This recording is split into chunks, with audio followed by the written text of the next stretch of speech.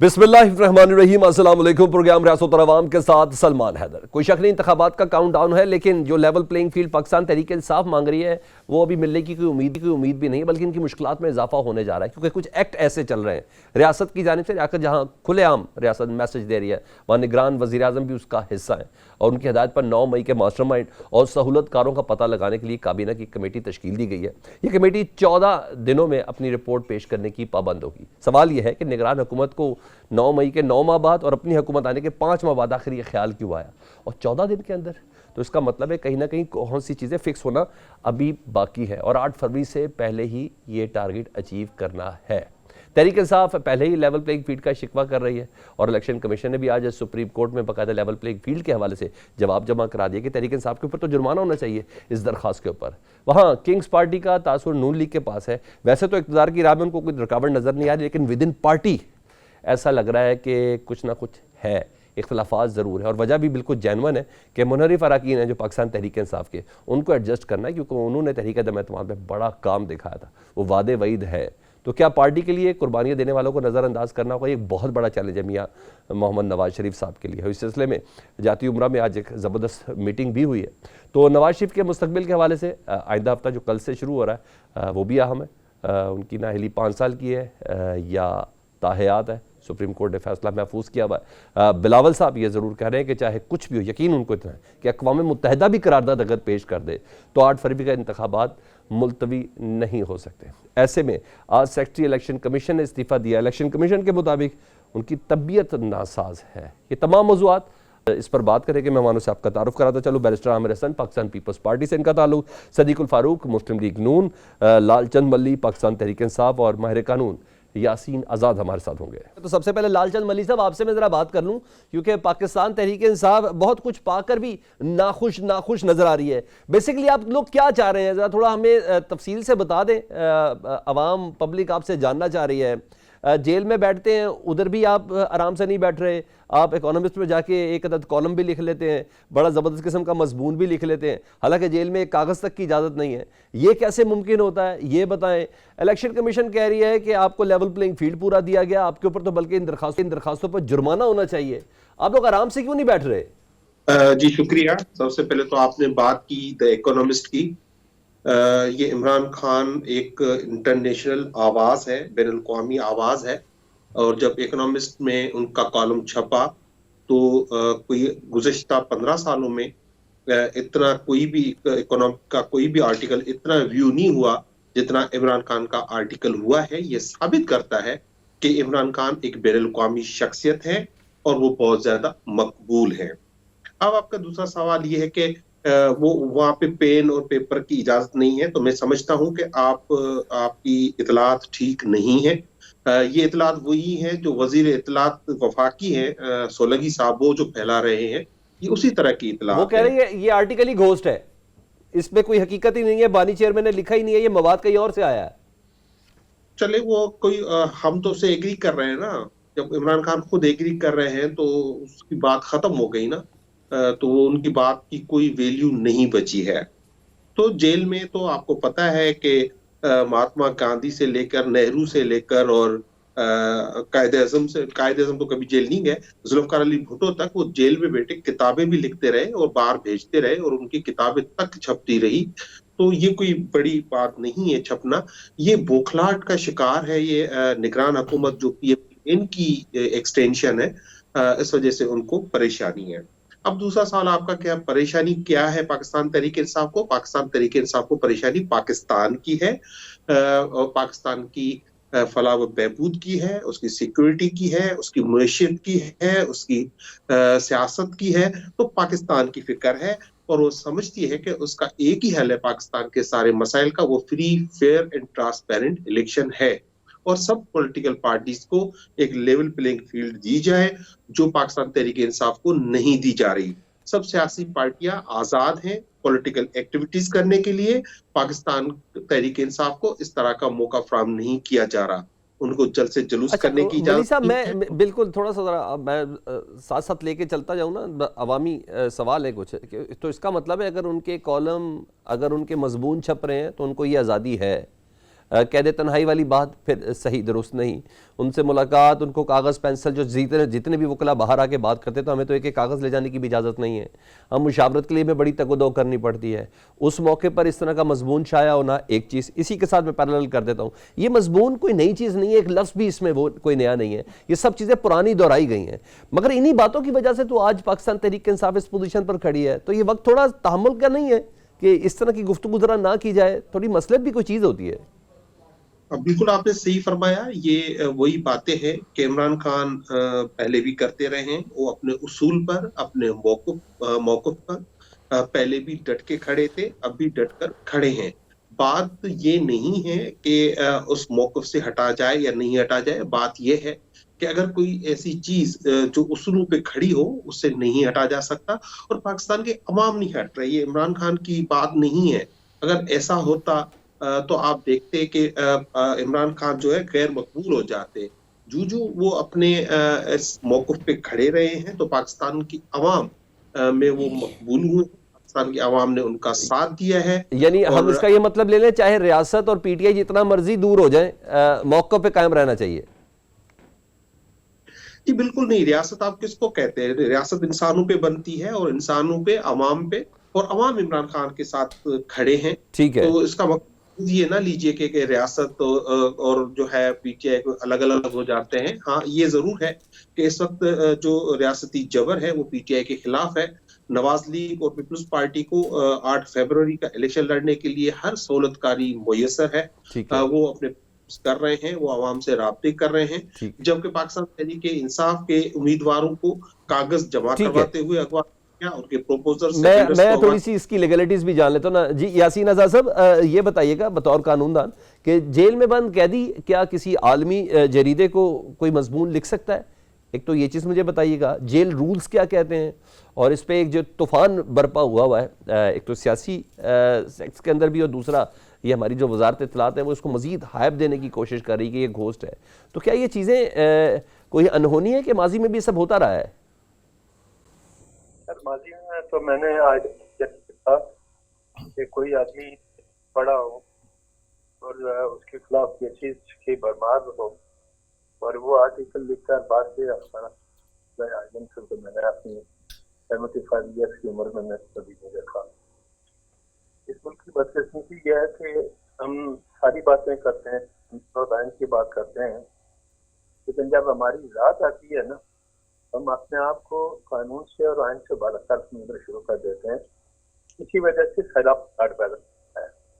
अब सिंपल एक बात बता दें, अडेला जेल में इलेक्शन कमीशन ऑफ पाकिस्तान के मेंबर के कंटेस्टिंग करने के लिए जो बात आपने उनके साथ बोले हैं या उनके खिलाफ अदा किए हैं, और उनको ये भी कहा गया कि हम आपका नाम भी जानते हैं, और जब मैं आऊँगा तो आर्टिकल 6 से लगा देंगे। अब कुछ आजकल हमने मजाक कर लिया, हर आदमी आर्टिकल 6 की बात करता है, कोई देखता नहीं कि आर्टिकल 6 की क्या रिक्वायरमेंट है।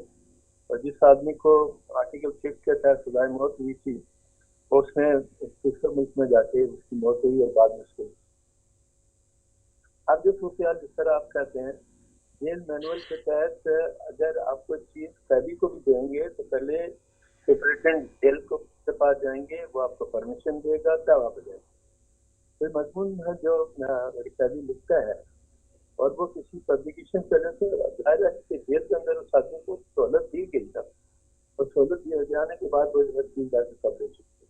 मेरे नजदीक पब्लिश को कोशिश करना हमारे यहाँ पे फैशन बन गया कि फलां आदमी जो इस मुल्क से मोहब्बत करता है। यूँ लगता है कि पाकिस्तान के 24 करोड़ अवाम में बाद मखसूस लोग हैं जो पाकिस्तान से मोहब्बत करते हैं, और पाकिस्तान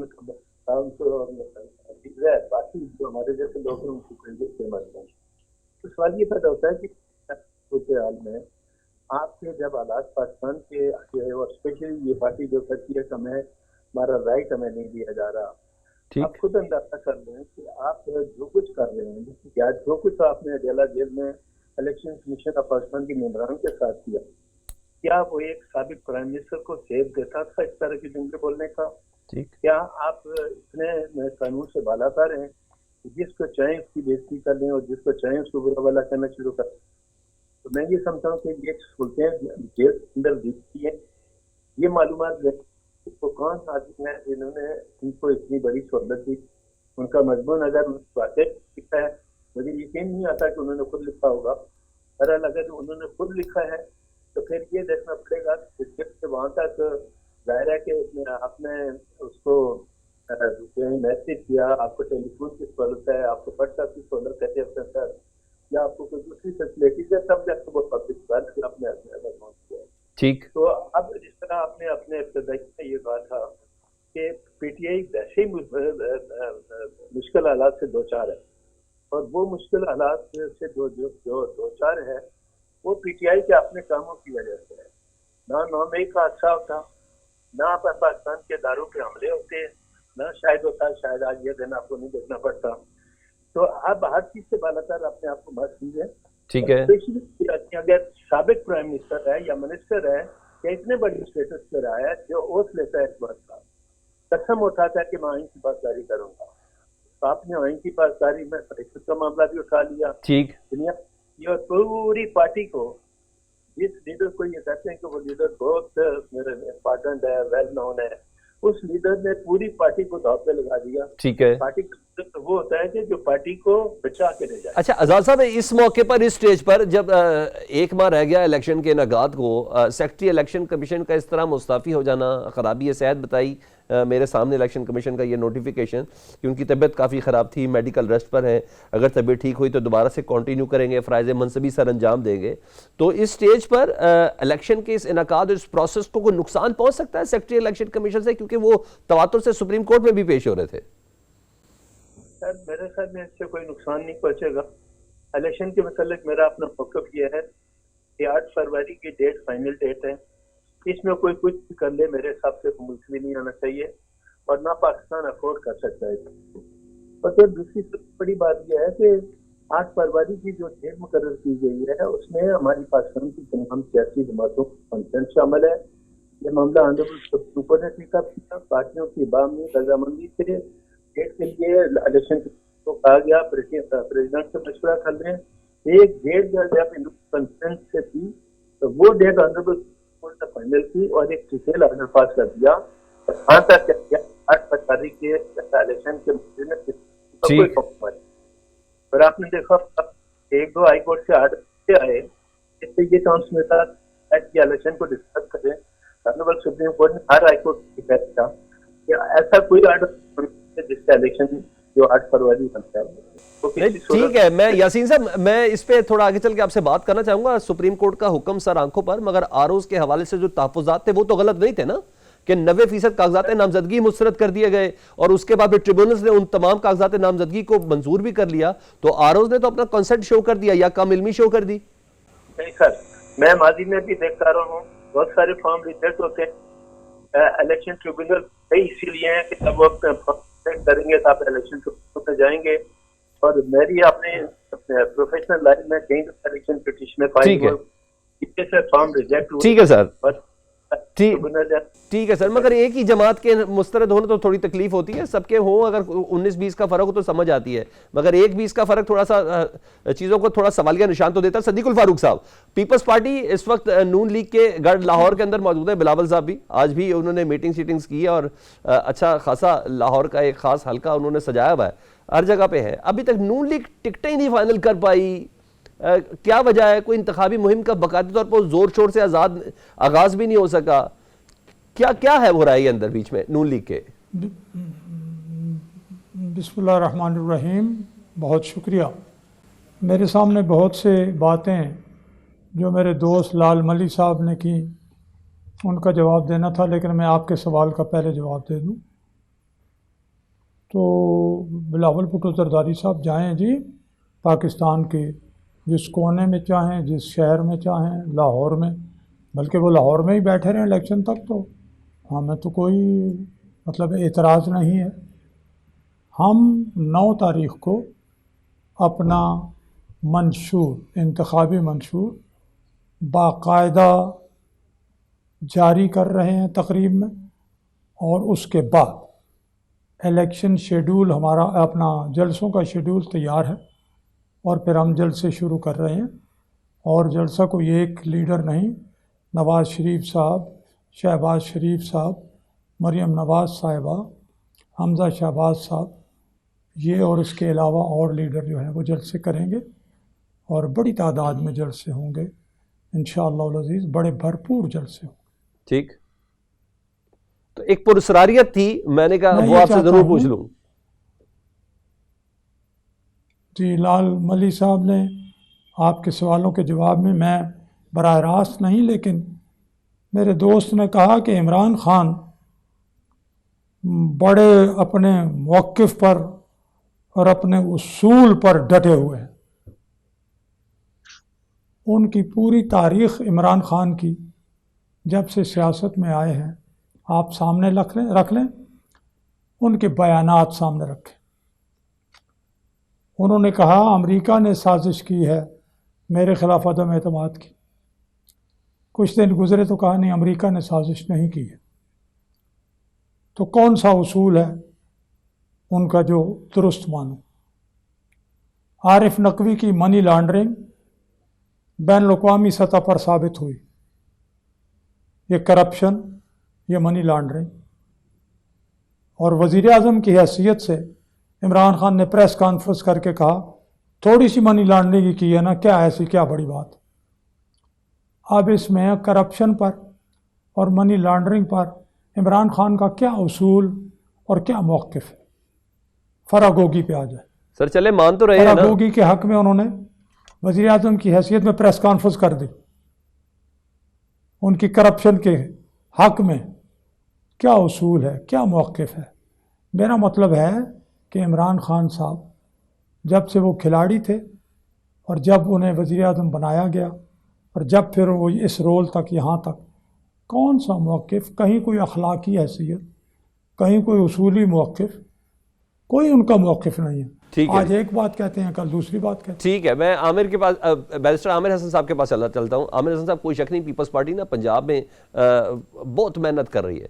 अगर इस मेहनत को किसी समर के साथ अटैच करना ना, एक दीवार को बड़ी मेहनत से धक्का देने से दीवार नहीं गिरेगी, तो उसके लिए कुछ थोड़े हथौड़े शथौड़े छोटे मोटे ज़रा ये इसकी ज़रूरत पड़ेगी। और मैं इसको एक बयानिया कहूँगा, कारकर्दगी कहूँगा।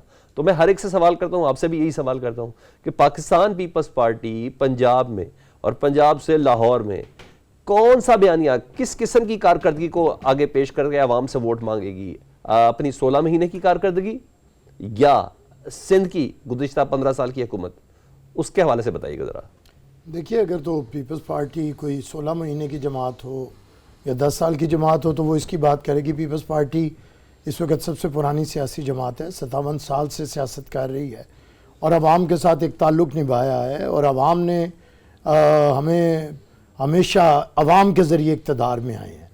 हमें बयानियों की ज़रूरत नहीं होती, हमारे पास नज़रिया है। बयानियाँ वो बेचते हैं जिनके पास नज़रिया ना हो, और हम नज़रियाती जमात हैं। हमारा लोगों के साथ कमिटमेंट है और कमिटमेंट ये है कि रियासत की तरजीह आम आदमी को होना चाहिए, गरीब आदमी को होना चाहिए। ताकत का सरचश्मा आवाम है, इक़्तिदार में आवाम लेके आते हैं। और लाहौर में या पंजाब में हमारा यही बयानिया है।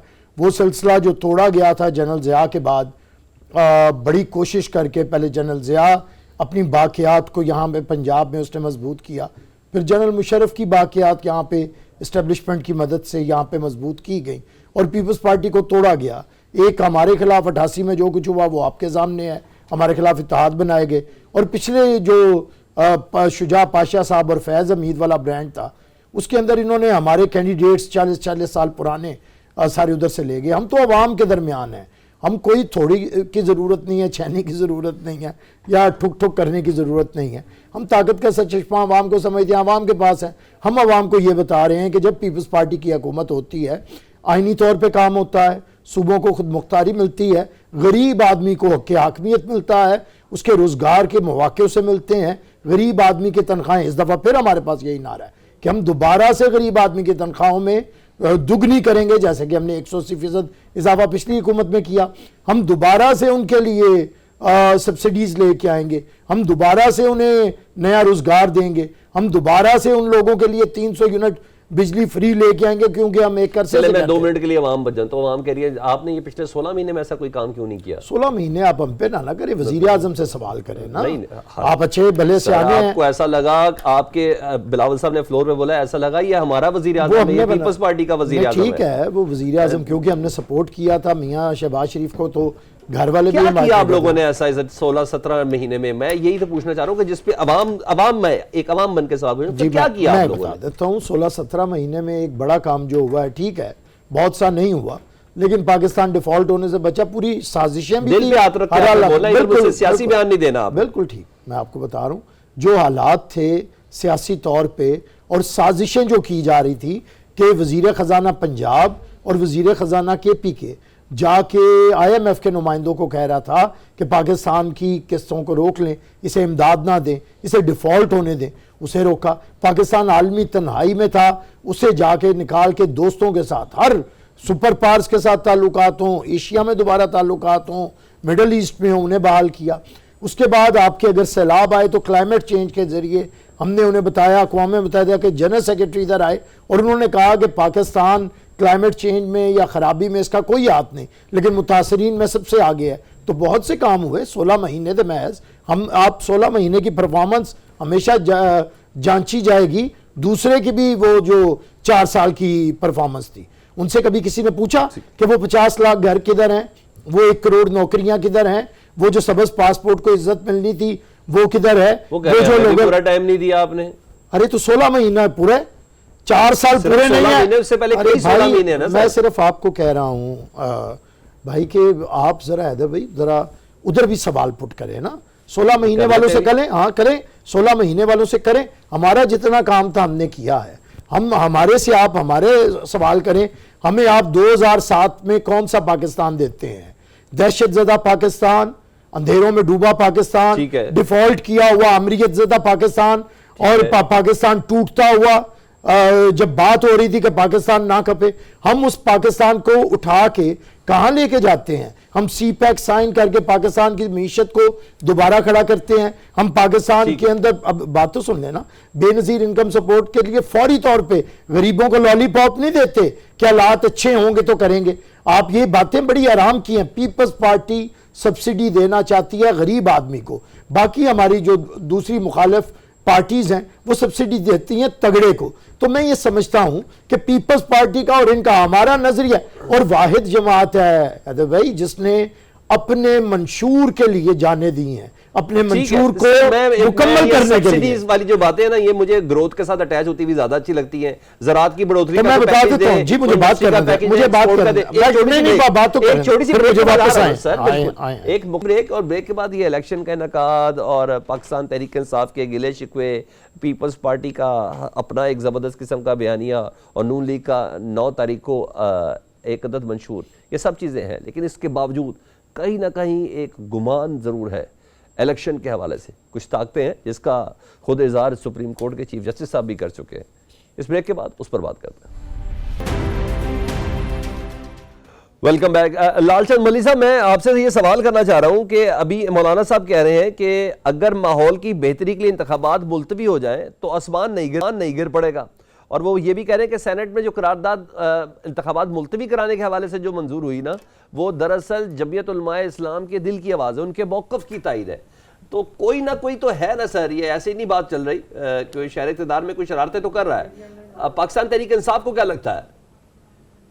सलमान भाई, आप बिल्कुल ठीक कह रहे हैं। ये जो साबका हुकूमत थी जिसमें PTM और पीपल्स पार्टी शामिल थे, इन्होंने पाकिस्तान के आइन को अपने पैरों तले जो है रौंदा था।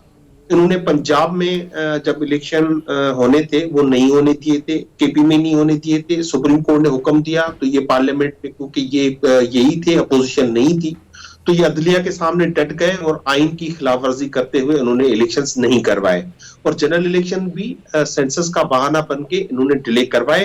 तो ये अपने इक्तदार के खातिर पाकिस्तान के आइन, पाकिस्तान के कानून और अवाम की विल, जो अवाम की मर्जी है, उसको ये बालाए ताक रखते हैं ताकि हर सूरत में ये पावर में आ सके।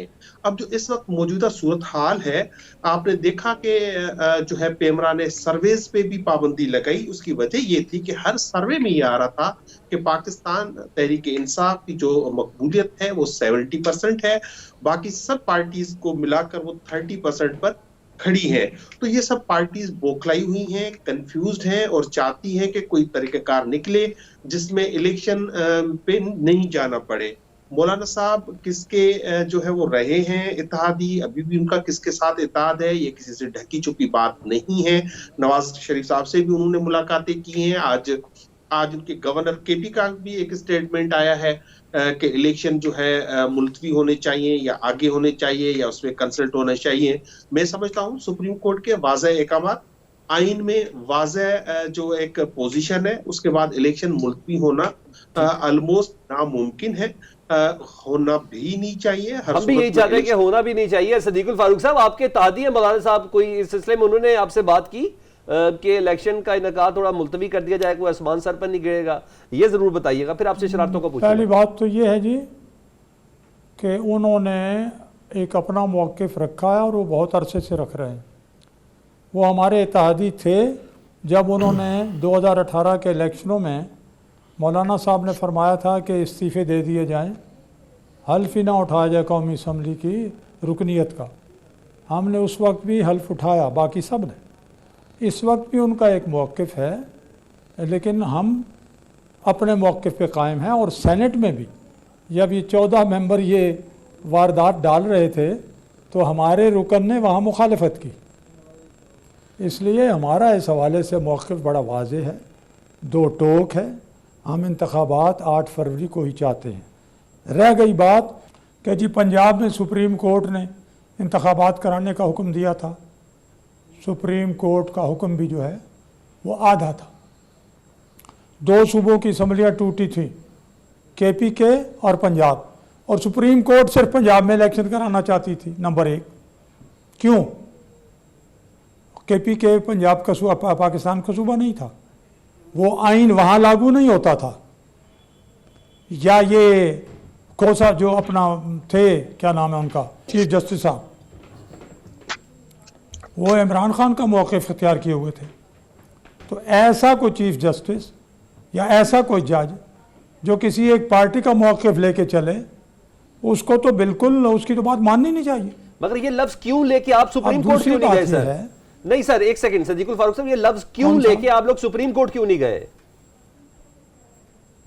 हुजूर, हमने जहाँ तक सुप्रीम कोर्ट में जाके बात करनी, वो हर मुकदमा अपने 3 बंदों के बेंच पे ले आते थे, इसलिए कि वो उस वक्त आल इन आल थे। जो चीफ जस्टिस, वो रोल मास्टर या मास्टर क्या है, वो थे, ठीक है, और जो चाहते थे वो करते थे। किसी तरफ वो कोई बात PTI के मौक़िफ़ के अलावा सुनते ही नहीं थे। और उसके मुकाबले में पूरी पार्लियामेंट ने एक मौक़िफ़ इख्तियार किया। और आइन कहता है कि सूबों के और मरकज़ के इलेक्शन जो हैं जब हों तो वह एक ही दिन हो। ये हमारा स्टैंड था। ठीक है, चलें, खैर उस पर सिर्फ तौहीन अदालत के नोटिस नहीं हुए, अदालत की तरफ से तमाम कलमात और एक बात और के पास किए हैं। मैं जरा सवाल एक बात और मैं एक जुमला कह दूं। जी जी प्लीज। वो ये है कि मेरे दोस्त नॉमिनेशन पेपर के इस्तरदाद की मुस्तरद होने की बात करते हैं कि जी वो PTI के, और मेरे भाई PTI के नॉमिनेशन पेपर 2334 आपके नॉमिनेशन पेपर दाखिल हुए, 1994 मंजूर हुए। अब जिस जमात के 1994 पहले कदम, पहले मरहले पे कबूल मंजूर हो जाएं और बाकी की अक्सरियत अपीलों में मंजूर हो जाए, क्या उसके साथ जुल्म हुआ है? कोई जुल्म नहीं हुआ। अच्छा ठीक है, तो मैं अब जितने भी टॉप क़यादत है उन तमाम के मुस्तरद ही हुए सर, इवन ट्रिब्यूनल पे भी इस वक्त फंसे हुए मामला। लेकिन मैं आगे बढ़ता हूं, शरारत कौन कर रहा है इस वक्त? अगर इमरान खान के नॉमिनेशन पेपर मुस्तरद हुए हैं? नहीं सर, मैं उस तरफ नहीं जा रहा, तो होने थे।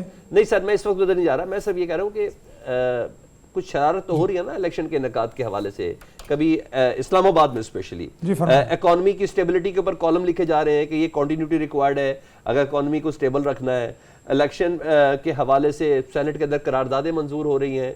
ये सब कुछ ना कुछ तो चल रहा है ना सर, आप क्या समझते हैं ये शरारत कौन कर रहा है? देखिए, पहली बात तो ये है कि वाकई ये कुछ लोग कर रहे हैं, कुछ एंकर पर्सन्स भी इसमें शामिल हैं। इन सब के पीछे कौन है? लेकिन जो भी जाहिल इनके पीछे हैं उन्हें ये मालूम होना चाहिए कि वो हुकूमत जो मैंडेटेड नहीं है, आवाम के वोटों से नहीं आई हुई, केयर टेकर गवर्नमेंट है, उसका वजूद अगर प्रोलॉन्ग करने की कोशिश करोगे तो वो गैर यकीनी मज़ीद पैदा करेगा। अगर एक यकीन की सूरत हाल पैदा करना चाहते हो, अगर ये चाहते हो कि पॉलिसियाँ बने, उन पर अमल दरामद हो और बैन अवी सतह पे भी क्रेडिबिलिटी बने और इदारे एतमाद करें, तो वो इंतखाबात के ज़रिए आने वाली हुकूमत है। तो इंतखाबात का रास्ता खोटा करने की जो भी कोई, ये होंगे नहीं इंशाल्लाह, ये कर नहीं सकेंगे, तो छोड़ दें ये बातें, ये नहीं चलेगी उनकी बात, ना हम चलने देंगे। ठीक है बैरिस्टर आमिर साहब, बीइंग अ कानूनदान मुझे बताएं, ये ज़्यादा बेहतर नहीं होता जो एक्सक्यूजेज अभी दिए जा रहे हैं सिक्योरिटी पर, शुमाली इलाका जात में सर्दी के ऊपर, और अब तो माशाल्लाह कोरोना वाला फैक्टर भी डिस्कस हो रहा है। ये तमाम चीज़ें तारीख देने से पहले अगर एक जगह पे बैठ के डिसाइड हो जाती, ये ज़्यादा बेहतर नहीं था? देखिए, ये डिसाइड करने की क्या ज़रूरत है तारीख देने से पहले? कॉन्स्टिट्यूशन तारीख देता है, पहले गलती की है कि नवंबर में नहीं करवाए और उसे आगे बढ़ाया। मैं नहीं समझता कोई फरवरी में इलेक्शन होते रहे हैं।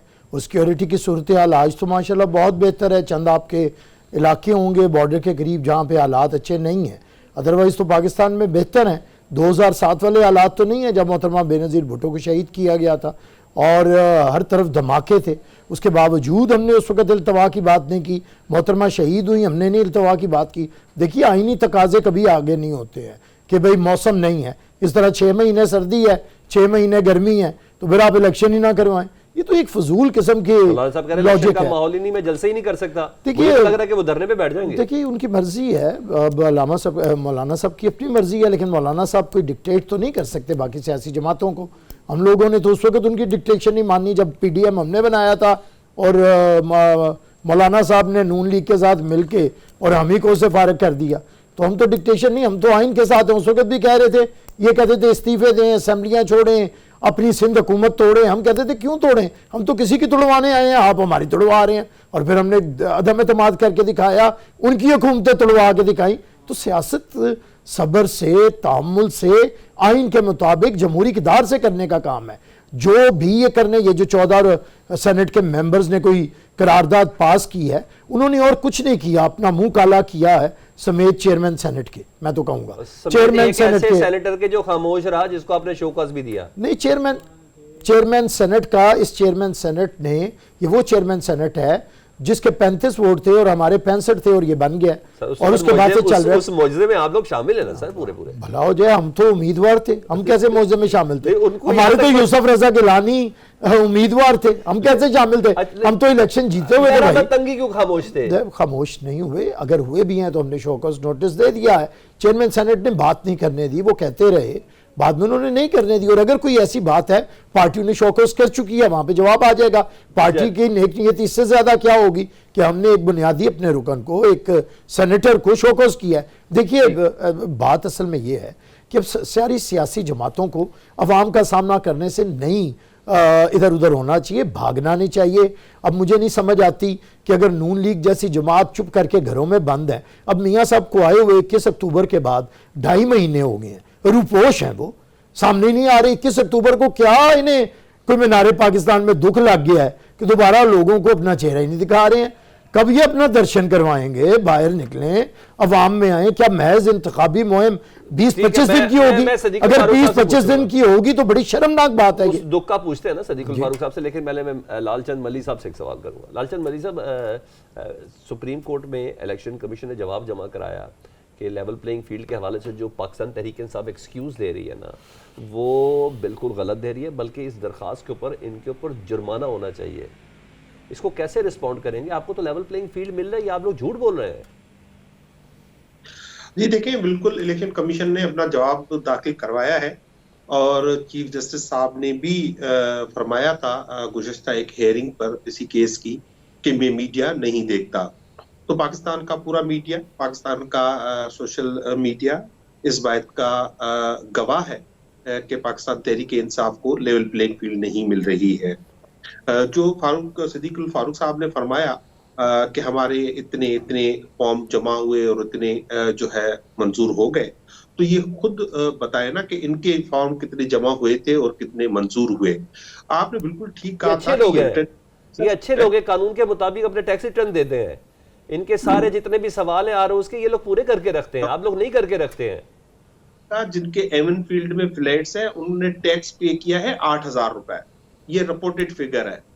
उनका जो है वो बहाल हो गया है फॉर्म, ठीक है, और वो याफ्ता भी थे और सुप्रीम कोर्ट ने ना अहल भी करार दिया हुआ है। समझ गए। आखिरी 30 सेकंड से सदीक फारूक साहब जरा रिस्पॉन्ड कर दें प्लीज। एक तो आपको गम लगा हुआ है अक्टूबर का, उस जलसे का, इस वजह से आप लोग इस वक्त रुपोश हैं, सामने नजर नहीं आ रहे, कोई जलसा वलसा नहीं कर रहे।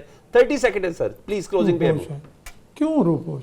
ये पीपल्स पार्टी के हमारे दोस्त आमिर हसन साहब, ये हमारी पार्टी की लीडरशिप को अपनी पॉलिसी देना चाहते हैं। हमने जो इत्तेहाद बनाने थे, जो एडजस्टमेंट करनी थी, जो दीगर मामलात करने थे, रोज़ाना हमारे लीडर प्रेस में होते हैं, रोज़ाना मीटिंग्स कर रहे हैं। हमारी अपनी पॉलिसी है कि हमने मंशूर दे के और उसके बाद जो भी दिन 25 हैं 28 हैं उनमें हमने जलसे करने हैं, और जलसे हमारे जो हैं वो 60-70 होंगे कम अज़ कम। नवाज़ शरीफ साहब भी जलसे करेंगे, शहबाज शरीफ साहब भी करेंगे, मरियम नवाज भी करेंगी, हमजा शहबाज भी करें, बाकी लीडरशिप। अच्छा, ये मरला है, यानी उससे पहले आप लोगों ने सीट एडजस्टमेंट करनी है और ये सब कुछ करना है। ठीक है, जोड़ तोड़ की सियासत कर रहे हैं, आवाम की सियासत नहीं हो रही है, ये इन्होंने बता दिया। ठीक है सर, हम भी यही कह रहे हैं, जोड़ तोड़ की करेंगे, आवाम की नहीं करेंगे। ठीक है सदीक फारूक साहब, ये भी एक मरला है, ड्राइंग रूम की करेंगे, ड्राइंग उसके बाद आएगी ये सीट एडजस्टमेंट वाला मामला और ये जो इत्तेहादियों के साथ बातचीत होगी। बहुत शुक्रिया आपका सदीकुल फारूक साहब, बैरिस्टर आमिर हसन साहब आपका बहुत शुक्रिया, लालचंद मलिक पाकिस्तान तहरीक इंसाफ से, और यासीन आज़ाद साहब प्रोग्राम के पहले हिस्से में हमारे साथ मौजूद थे। आप सबका बहुत बहुत शुक्रिया। लेकिन इतना ये बात तय है कि कल से जो हफ्ते का आगाज़ होने जा रहा है, कोई शक नहीं, जब ये तय है कि जो भी फैसले करेंगे इदारे करेंगे तो सुप्रीम कोर्ट के कंधों पर, और हाँ इस्लामाबाद हाई कोर्ट के कंधों पर बहुत बोझ होगा। देखते हैं इस हफ्ते ये बोझ किस तरीके से उतारते हैं। बहरहाल फिर बोलता हूँ कि इलेक्शन होना, जी हाँ, सबके ऊपर आसिके के 8 फरवरी को ही होंगे। इसका काबिल कबूल होना या ये सवालिया निशान 8 फरवरी तक रहेगा। आपको क्या लगता है कमेंट सेक्शन में बताइएगा। अपना बहुत ज़्यादा ख्याल रखें, इजाज़त दीजिए।